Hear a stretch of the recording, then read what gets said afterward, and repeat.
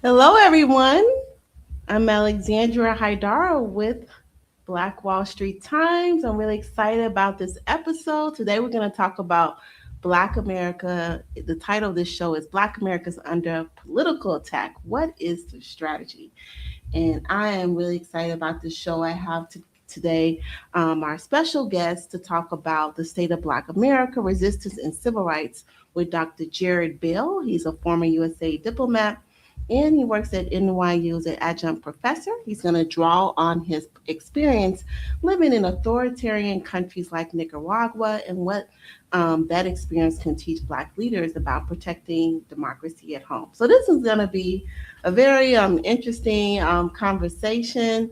And so, we're just going to jump right to it. Thank you so much, Dr. Bell, for joining us today.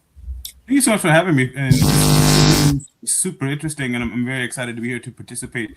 Such a very timely topic, and it's very important, especially as we move into the midterms. And I'm excited. Yeah. So speaking on that, so you've worked internationally. You worked in Bosnia and Nicaragua. That's always been a country I want to visit, actually. So and you focus a lot of your career on conflict resolution, political Yeah. repression, and transitional justice. So what, just based on your perspective, when you look at the United States today, what concerns you most about the direction of our democracy?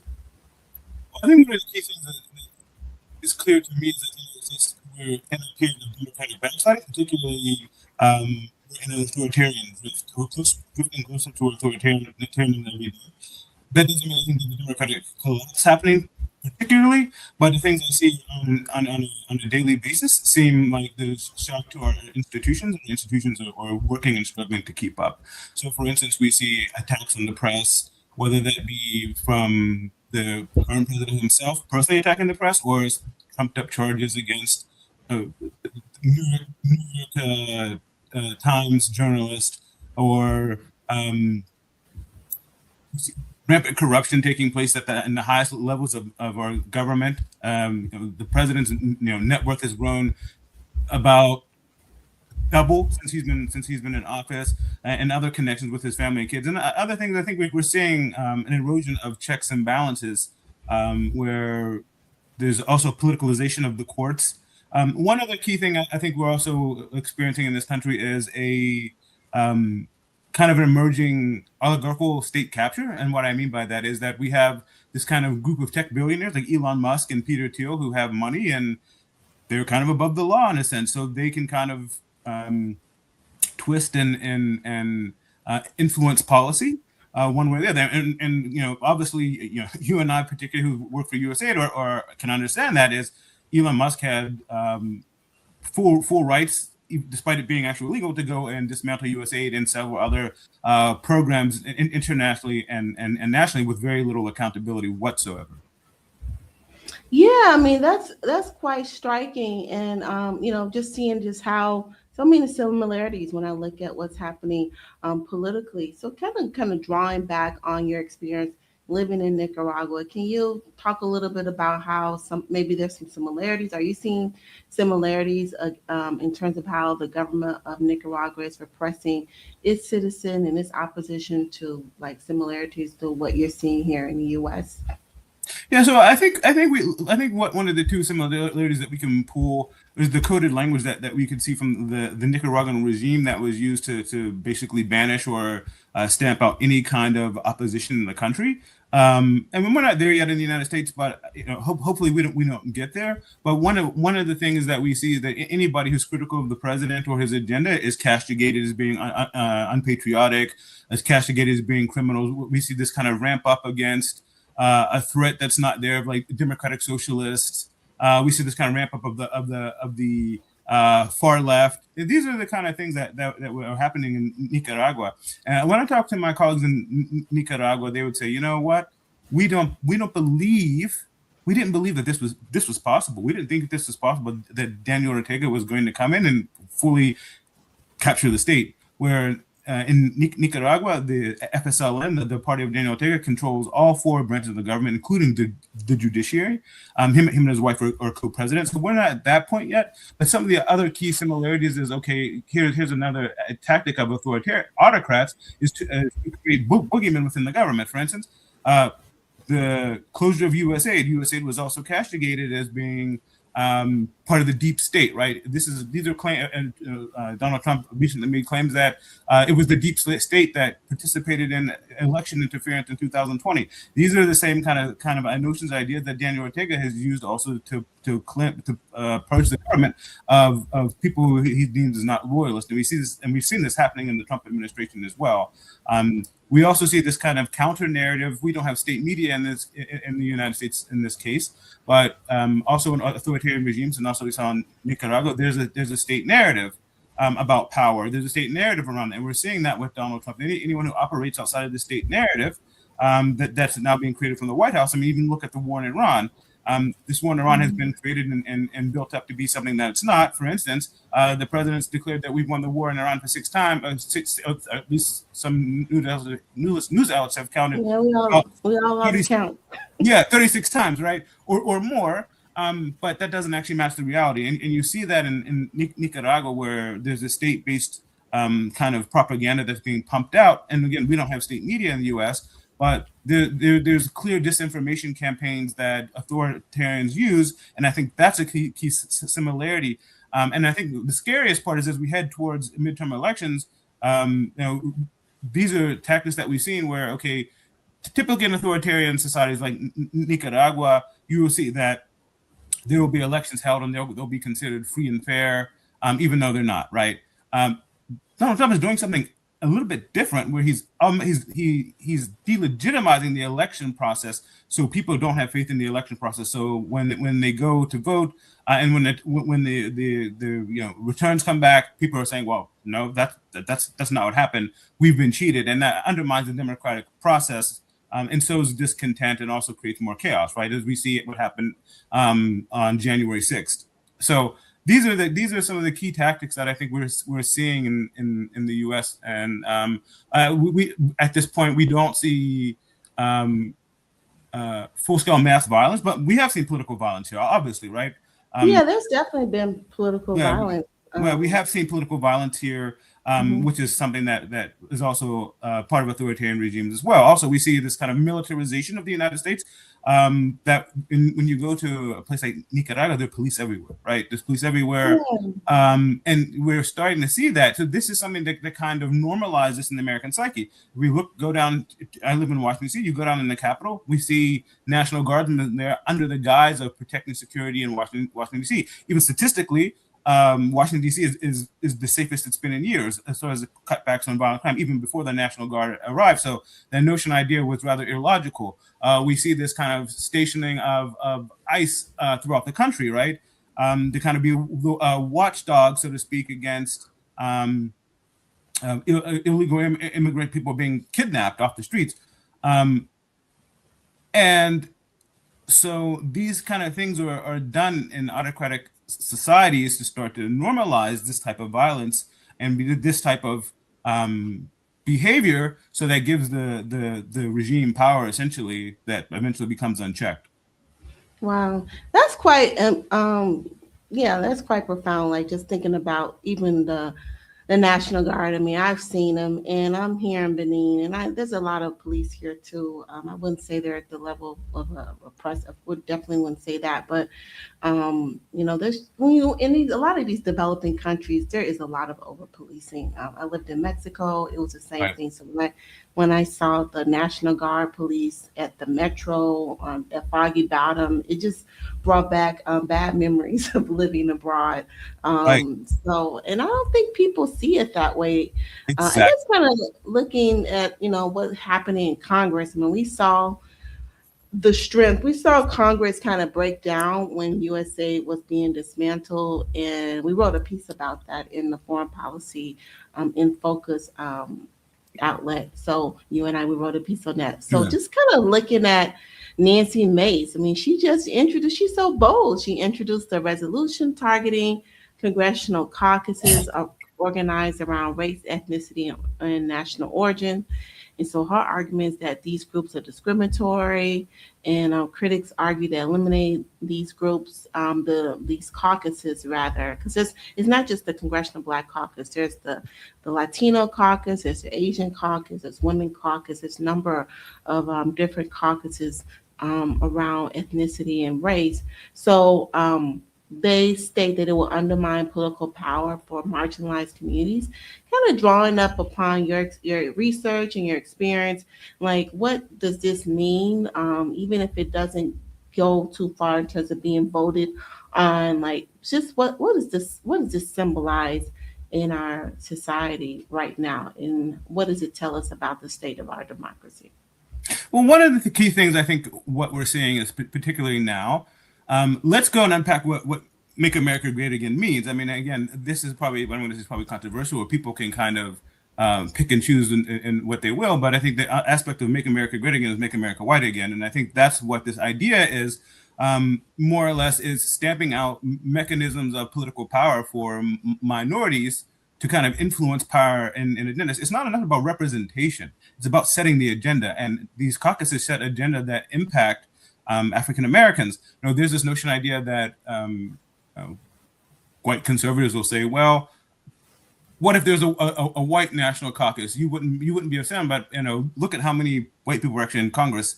What would you need to have a white? I mean, so a white a congressional caucus for, right? When white people are majoritized in the country. So people who don't stop and think about these aspects of, and people also don't stop. And I think in this context in the U.S., whether it's intentional or whether it's purposeful, people don't stop and understand that like we as Black people, we're not just racially Black. Obviously, we're an ethnicity.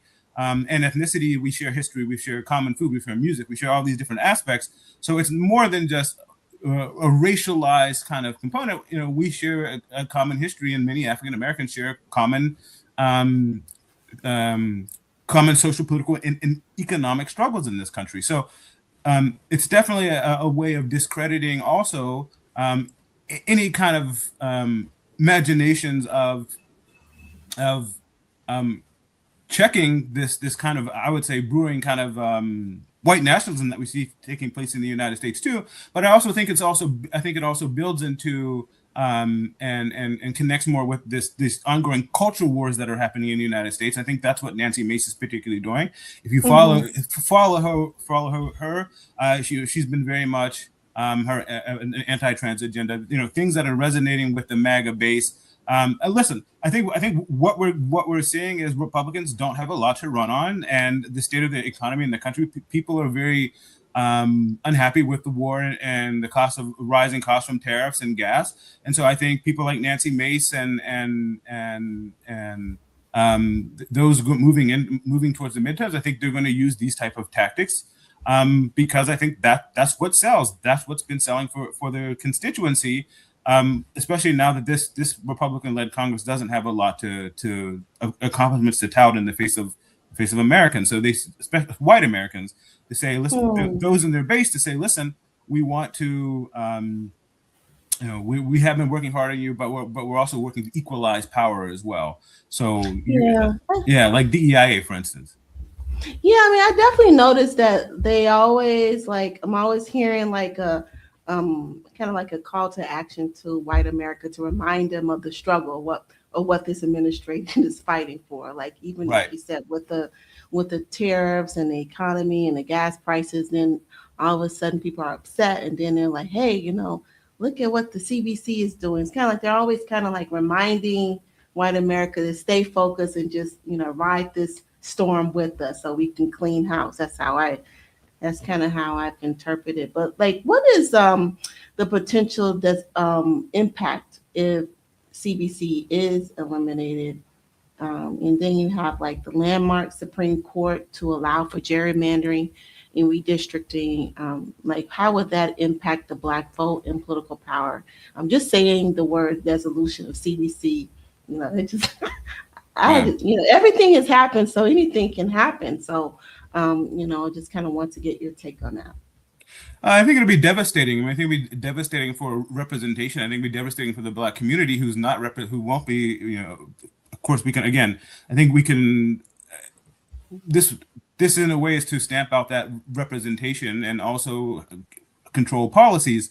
I mean, as we go and we look back in history, what was the most detrimental to us when we it was when we didn't have full political rights and we weren't represented equally in Congress and we weren't represented fairly and we couldn't put the things that plague and impact our communities on the agenda in Congress or nationally. But I think that's the plan. I think that's the plan. As you know, if you read Project 2025, this is all connected. I mean, it's all connected to a Mm-hmm. larger plan to kind of stamp out any kind of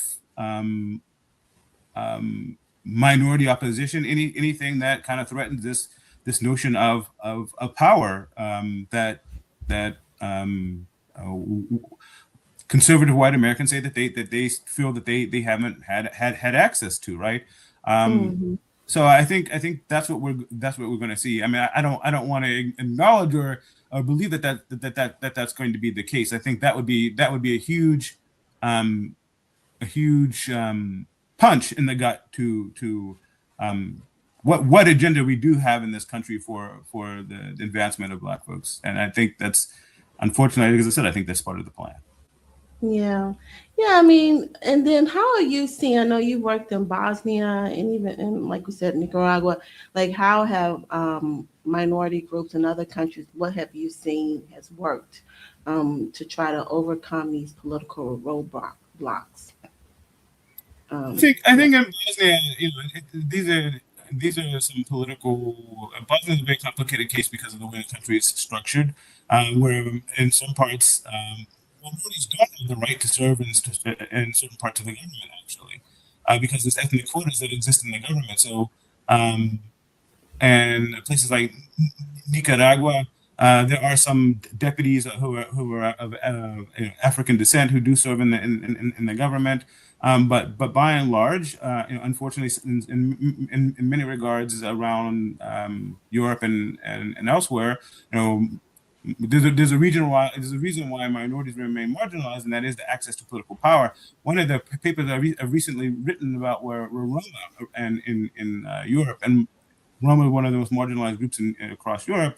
And one of the papers that I wrote, and I examined this aspects of political power, that the EU may be pouring money into some of these um, what they call like integration of the Roma projects, but they're kind of null and void because these people also don't have the proper political power to represent themselves.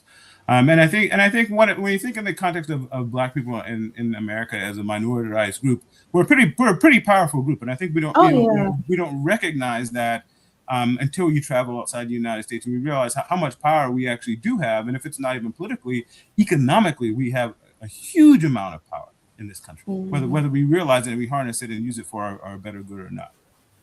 Yeah, I mean, I definitely think collectively, Black America. I mean, those who are in our leadership, they know we have power. That's why they, like you have the CDC and so many other civil rights leaders. But I don't think collectively as a people we realize how much political and economic power we have. And speaking of that, we are hearing increasing concerns about Black unemployment, federal job losses, economic inequality. How should we understand the relationship between economic security and people going out to vote? So, do you see that with people losing Black folks losing their jobs and losing contracts, business contracts, that they're going to be focused more on just their everyday survival versus heading to the polls to try to change their situation? Historically, I think if we look across several different elections, that's been the case. That unfortunately, low economic growth reduces voter turnout in the Black community. But hopefully that's not the case. That's not the case this time. And people do come out and they do come out to represent their own votes. I mean, let's think about the midterms. There's a lot at stake here, but I think what we're seeing may be an anomaly. We see so many. We think about how many Black women lost jobs in this latest purge from the Trump administration across the federal government. So I think this is for the first time we have so many Black people who've been impacted by job security in one fell swoop in terms of like federal government, especially in this area, the DMV area where I'm at. So I think it's going to be very interesting to see how people come out and if they correlate, their losses to political power. Um, and I think it's been similar that people feel like what's the point of coming out and showing up, and I think that's been the mentality, or that's been the air thinking about this, particularly regarding voting and economic power, that well, what's the point of going out? I don't feel connected to Democrats or Republicans, so there's no point on just showing up whatsoever. And people thought that way in 2024, and unfortunately, we see the end result. Right? We what does my vote count? Well, your vote does have power, as we're seeing now. Um, that getting out to vote does make a difference. So hopefully, people take that into account. And understand what's at stake politically and economically moving forward in 2024 and in 2028. Yeah, I mean, definitely. We have so much political power. And speaking of that, the NAACP, they're investing millions. I think from what I've read, at least 20 million they are investing in voter outreach. And just kind of want to get your perspective if voter mobilization alone is enough. Does Black America need a much larger political strategy to meet this political moment? I think it's an excellent question. And yes, getting out to vote isn't enough if you don't see people who represent you and what you look like and your interests. And here's what I mean by this. So I was listening to Representative Jim Clyburn from South Carolina, and he's calling out about the fact that he's not familiar with AI and just used it last week. And it's kind of tone deaf because AI is impacting the workforce. AI is taking jobs. AI is what people are using now to work. AI policy and AI governance is a huge discussion that's taking place. And you have a sitting member of Congress, Jim Clyburn's almost 90. You have a sitting member of Congress who's not familiar with this kind of technology that's so pivotal for all of us, and particularly can make advances for people, inroads for people in our community. So I think that's a big part. People like Maxine Waters and Eleanor Holmes in D.C. I think it's time for these people to hang it up and pass on to the next generation. And I think that's what's going to bring people out when they see themselves in candidates. I mean, I think go back to Obama. I remember going out being so excited to vote for Obama because I saw somebody who kind of reminded me of what I wanted to see, even how you agree or disagree with Obama's presidency, but Obama as a candidate was exciting for someone who looked like me, and I think many Black people felt that way. I even went to the inauguration. I was excited that for this new era, this new period in American history that we were seeing, and I think if you talk to many people today, especially young people, they're not excited about that. I mean, look how many people stayed home as it relates to Kamala Harris. People just aren't excited, and there's different values, totally different values. I think, and I think that's where we need to think about this political moment. It's not just about getting out and voting, but it's about getting out and voting for people who look like you. Look at some of the other key issues. Student loan debt is something that our parents and grandparents don't deal with. There are many people who are carrying 6 figures of student loan debt. This is what people want someone to get out and address and talk about. These are things that overwhelmingly impact our community because it's minorities, Black people, who take out student loans because we don't have that generational wealth to transfer to pay for universities often. And so it's usually those on the lower economic scale that it's not just also Blacks, whites too, and Latinos and others who take out student loans to get through school to try to make a better life for themselves. But these are issues and interests that I don't think are fairly represented in Congress today, because Yeah. we don't have that kind of, that demographic. I mean, even though we do see that Joe Biden tried to push some measures for student loan relief, still, I just don't think we have a Congress that's representative of, I mean, beyond the student loan issue, that's representative of this a younger electorate. Yeah. No, I mean, people are, and even at the midterms, I was surprised. I live in Maryland, and people, the news reports stating that there wasn't a large turnout for the Maryland midterm election, at least for the Democratic primary. So that Right. is worrisome, and that is something we need to be concerned about moving forward. So, given on that, if people are feeling apathetic to what's happening politically in our country, How do you see our democracy even remaining stable right now? If you have a significant portion of the population that is economically distressed and they don't think the system is really looking out for them, so why vote? So how do we maintain a stable democracy? And yeah, just kind of want to get your perspective. It's an interesting question. I think people are, and I say this for myself. I mean, and I'll say in more than one way than another. Obviously, as we were directly impacted personally by what happened under this current administration, people are exhausted. I mean, people I think are mentally exhausted, and the high cost of food, the high cost of gas.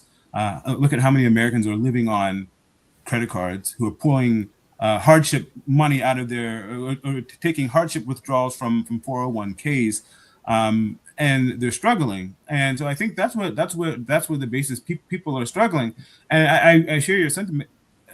If people don't see the handwriting on the wall that where we are, um, people may not go out. But I'm more optimistic from what I see on social media and what I see online, that people are Mm-hmm. fed up and they're tired, and they are going to get out and vote, and they are going to get out and they want to, because I think the midterms are our only chance of actually stopping the country from drifting further into some sort of authoritarian tent. And I think if people don't realize that, here's what I think is also the case in the country. I don't think Americans have this notion idea of authoritarian literacy. They're not literate in terms of what authoritarianism looks like. And I think, but I will say this though. I think Black people understand what authoritarianism looks like for us, because we lived under it, right? My Yeah, grandparents Jim Crow. lived under Jim Crow, right? And so you learn that Jim Crow was an authoritarian system aimed at Black people so that they couldn't live their lives, and there was a complete tap down on whether you could vote, the media, organizing, all those things. So I think Black people, when I get that sense from Black people, I think we're kind of sitting on the sidelines, like, we see what's happening, but we've Black people in this country have always been resilient, and we make it through, because that's our mantra, right, as a people. And that doesn't mean it makes it easier, but I think so many people have become apathetic because I think people are shell shocked, and I think they don't realize what to do. I also think people right now feel powerless. We have a whole Mhm. Congress that's sitting there and they're not doing. Congress seems to be immobilized, and operating parallelly, in a sense, to the Constitution, which is supposed to be a check on executive power. And if you ask my opinion, I think one of the things that's holding this country together is our the lower courts, that are keeping things at bay. So we don't drift further and further into this further dystopian reality than we are. And I think some people are going to listen to this interview and say, "What the hell is this guy talking about? What America does he live in?" But I think that's the reality. That no, I mean, I Well, really we take things differently. Like, I think exactly living overseas, I've spent half of my life living right. in developing countries, from Mexico to Honduras, Brazil, Angola, Rwanda. I would say Rwanda is the more authoritarian style government Yeah, that I've ever lived in. And I don't think people really, a lot of Americans don't travel. It's not their fault. sure. It's too expensive.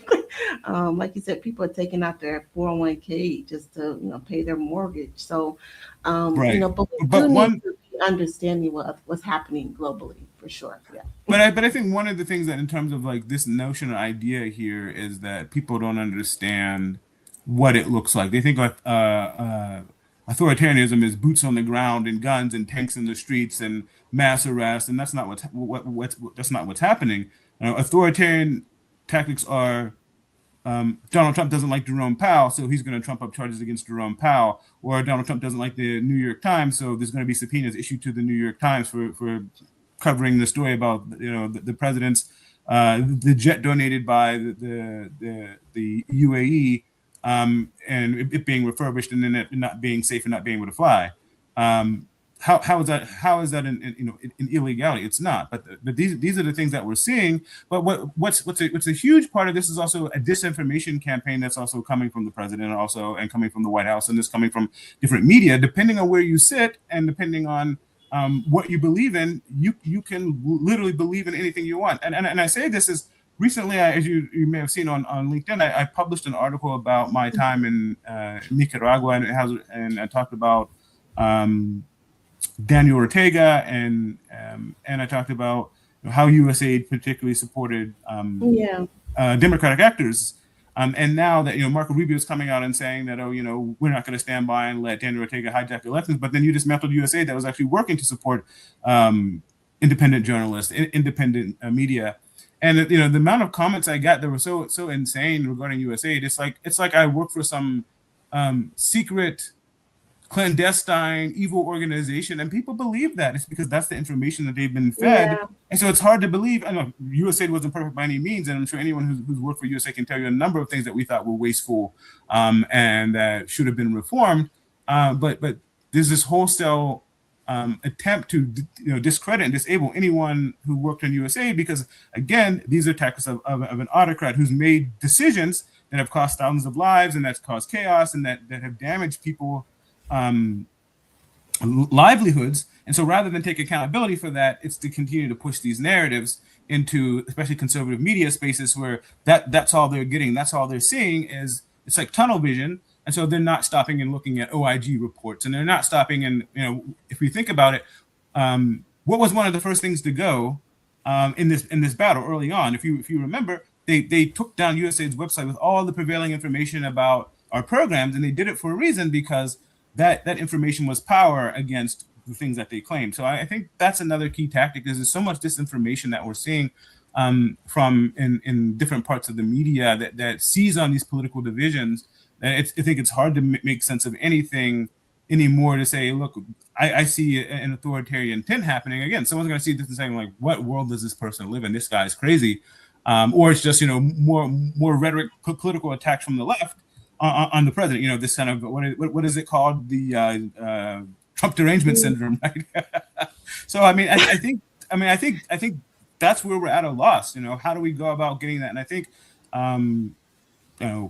that's going to be a hard narrative to counter moving forward, especially I think for Democrats. Yeah, it is, because, like you said, once that website went down at USA, it was really hard, even with people like ourselves who worked there, to kind of correct the narrative. But what can American activists learn from resistance movements in countries that are have democratic backsliding practices? Like, I think about what happened. What was it, Turkey earlier this year? Well, no, it wasn't Turkey. It wasn't. Anyway, don't have to look at my notes. But there was another election, I believe, that was J.D. Vance that it Oh, that Turkey. Yeah. Sorry, it wasn't Turkey. It was Hungary, right? yes, Hungary, yes. Yeah. So I think this is excellent parallels between what's happening in Hungary. I think if you look at the rise of Viktor Orban was a populist candidate who seized on these fears that autocrats typically do. That, hey, I'm one of you. I come from where you come from. I know and understand the pain you're coming from, right? This is the kind of rhetoric that we see from Donald Trump. Somehow, that this billionaire represents the majority of hardworking, especially blue-collar white Americans. They see something in him that they haven't seen anymore before. I think this is this kind of rhetoric, that political rhetoric of the outsider, this populist candidate who's going to come in and they understand. And I think this is because also people are dissatisfied with democracy. Democracy isn't delivering the way they want to see democracy deliver. I'm from Western Pennsylvania, and so I see these people. I see people who are on the margins, who are poor, who say, "Look, I'm dissatisfied." Michelle Obama made a very interesting point that quite a few of these people who are now MAGA or Trump supporters, they voted for her husband. She's come out and said that. So I think we see that there is something here that people are disillusioned with democratically, and we saw that in the rise of Viktor Orban. And so I think what changed in Hungary is people knew and understood the importance of and took stock of what happened in Turkey. In Hungary, and they went to the polls and they voted out Viktor Orban, and it was a younger electorate. It was a younger electorate who organized against Viktor Orban and the things that they had seen rise: changes to the constitution, attacks on the media, attacks on civil society organizations. So there's this kind of new rise, and we see some similar things in Turkey as well. There's this kind of new populist rise in where autocrats are democratically elected, and I think that's what we're seeing around in the United States, for instance, or we're seeing in Turkey, and we saw in Hungary, that these people are democratically elected. And so they're using democracy as a means of rising to power, but then how do you say, so to speak, flipping the switch or dismantling democracy so that they can continue to be in power and to create Right. power structures that work for them as well. And so I think I think that's an excellent question. How do we take and draw from that? And I think um, um, I think this aspect is going to be a little bit different. Um, I think people are going to be disillusioned the longer this war goes on. So I don't think people are going to be in a total tunnel vision.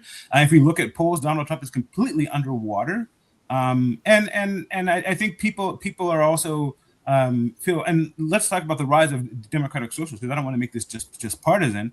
The rise of people like Mamdani, because and even you can say Bernie Sanders, is because especially young people, they want the government to work with them. They want to see something different, especially people who've lived and traveled and worked here. This isn't like our grandparents or great grandparents.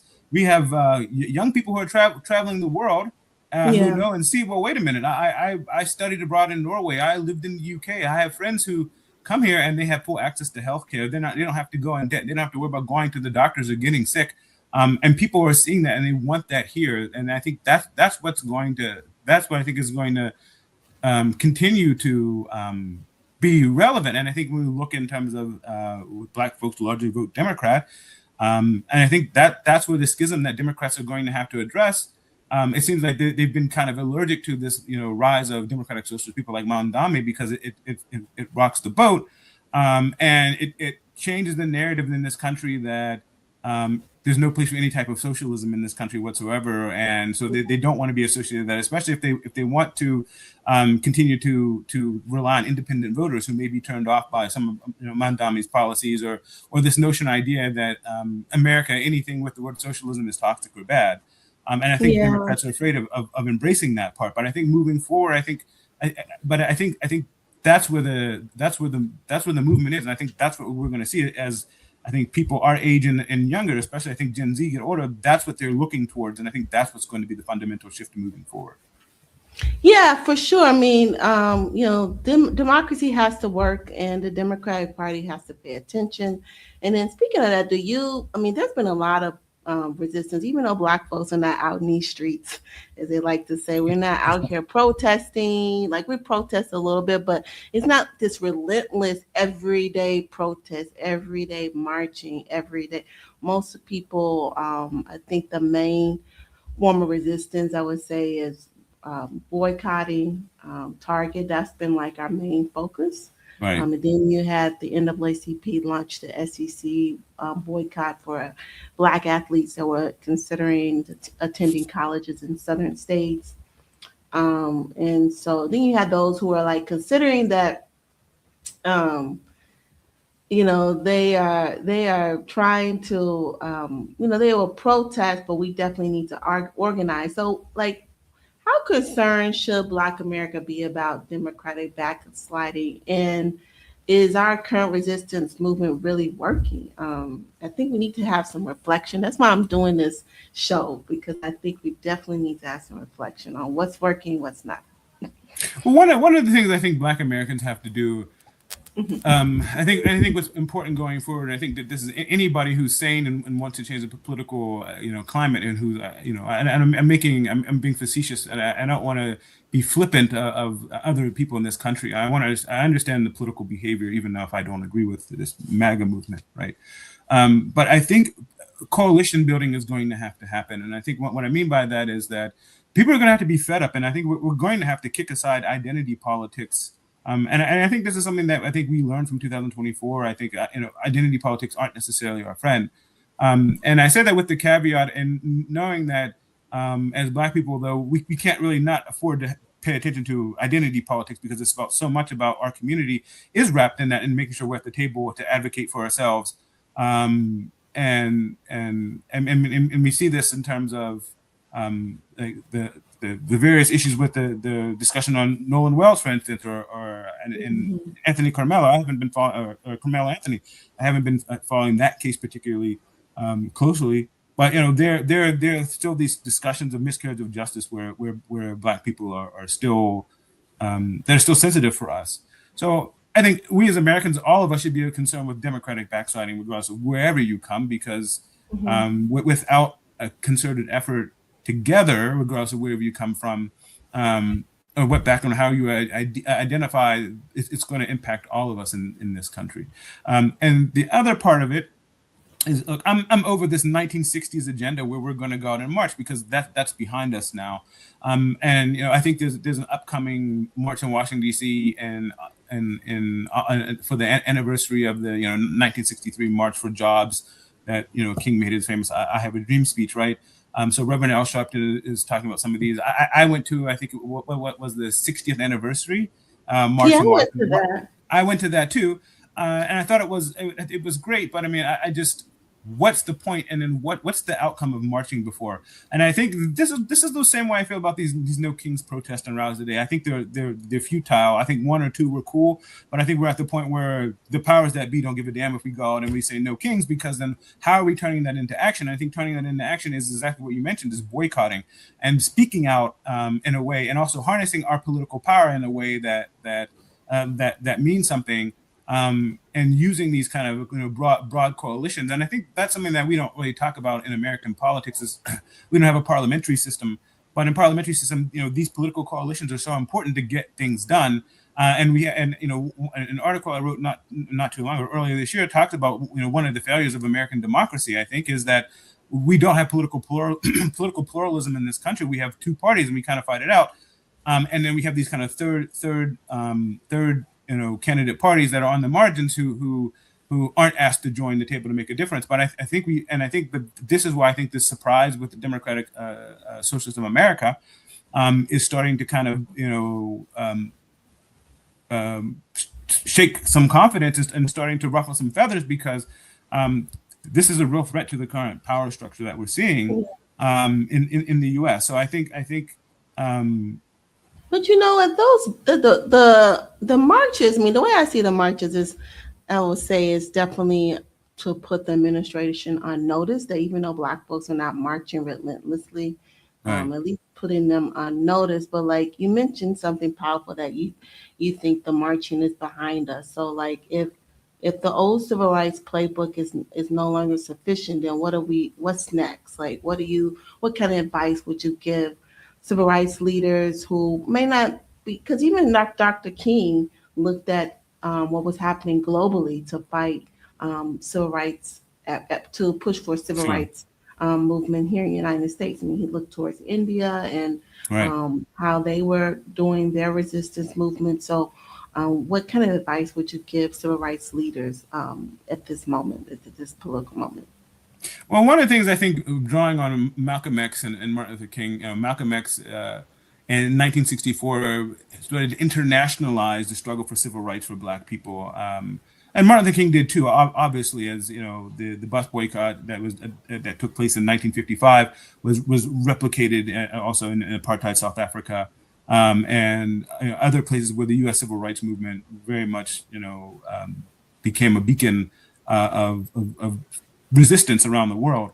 But I think we have to also start to think about our connection to other people in the global North, particularly, and this struggle for economic and political rights, and I would say economic rights and access. And I think that's a different kind of discussion. Look, we have civil rights in this country for the time being, right? So I don't think we have to focus on what our ancestors marched for 60, 70 years ago. But I think that the problem is within our community is there's so much it's so disjointed. Yeah, And so the question, I guess, for Black America would be Black American leaders. And when I stop and ask about civil rights leaders, like who? I mean, like I guess that enters my mind. Who? I mean, Al Sharpton, okay. The others. Who are younger civil rights leaders that have emerged? I mean, we can look to Black Lives Matter, who were prominent at the time. Black Lives Matter fell apart due to some financial mistrust issues and also organizational issues. But at the end of the day, one thing we can't deny is Black Lives Matter was extraordinarily powerful in changing the narrative in terms of policing in this country, and they brought that to the forefront. I don't know where you were, but I remember when George Floyd was killed. I mean, even I was working in Bosnia. I was working in the embassy there, and there were so many discussions around DEIA and creating all these councils. So this was something that raised this kind of awareness. Now, I have some thoughts about that particular part. You know, one of the key aspects I think around DEIA, I think that became particularly unpopular is that I don't think the DEIA push was organic, and I think it was a reaction to George Floyd, and I think people wanted to hop on this kind of bandwagon. So I don't think it was particularly sustainable in talking about the long terms of what DEIA looks like and what it could look like. DEIA isn't just about race, and I think that's how people were being sold, and it was being sold in government institutions about that. It's not just about gender, and it's encompassing a variety of different things, even handicapped people, veterans, people who have reading disability. And I think we missed a moment and a mark on that particular part. But you know, coming back to this agenda is where are we going? I mean, I guess that's my question. Yeah, where are we Black going? America, where are we going, and what do we want to see as a people moving forward in this country? And I think that's where we're lacking this strategy. And I'm going to be fair and admit that Black Lives Matter fell apart also because of political pressure. It fell apart because it was demonized. I mean, we saw that if you study in history, Martin Luther King, right, and Malcolm X. Martin Luther King and Malcolm X also endured surveillance from the authorities, right, because of the power that they wielded in the Black community. So it tells us something, right? And we look at the Black Panthers, the intelligence from J. Edgar Hoover as related to Black Panthers in the U.S. government, COINTEL was a program in the government to monitor Black activists who they deemed a threat to the power structure. So I think we, I think for the first time in a long time in a generation, Black Lives Matter was deemed as that political threat. Right. And so moving forward, I think what do we want as a what do we want as a people? What do we want in terms of, okay, we can talk about DEIA, that's fair. How do we go about keeping those discussions alive without hitting some of these political fault lines? I think Obama raised a very interesting point about this. And we see Obama's a master strategist in his own way, and he was able to navigate some of these very complex issues around race and I think during his presidency, he addressed obviously some of the things that made him popular, with some conservatives obviously maintain that Obama divided the country further, which might is a silly notion, right? But I think Obama mentioned the notion idea when Black Lives Matter was talking about defunding the police, on an unpopular phrase that meant, because people defunding the police actually didn't mean defunding the police. It meant reallocating certain aspects of police funding to communities, social programs and communities, but also training police to be more reactive to our community in a way that's appropriate and that's racially sensitive and that's culturally sensitive.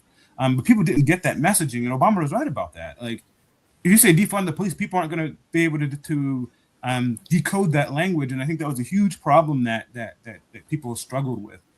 Yeah. Even Black people, right? Like, what do you mean? Like, that's not going to help our community, defunding the police.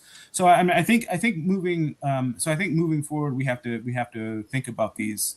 The messaging, and then not even messaging, is like, what's the plan? Where are we going, and what do we want collectively? Yeah, what is the plan? Where are we going? We're definitely at a crossroad. We're definitely a little bit back to the drawing board, but we're still fighting. I think, being here in Benin and just seeing what our ancestors went through the transatlantic slave trade, I think the fight is generational. We've been fighting since we landed on American soil, and sadly, we will not be stopped fighting until we reach the equality that we want. Well, thank you so much, Dr. Bell, for joining us on this show. I think this will at least challenge people to think a little bit broader when it comes to the Black resistance struggle. Sure. And thank you so much for joining us at Black Wall Street Times. Thank you so much for having me. It was an excellent conversation. Thank you. Thank you.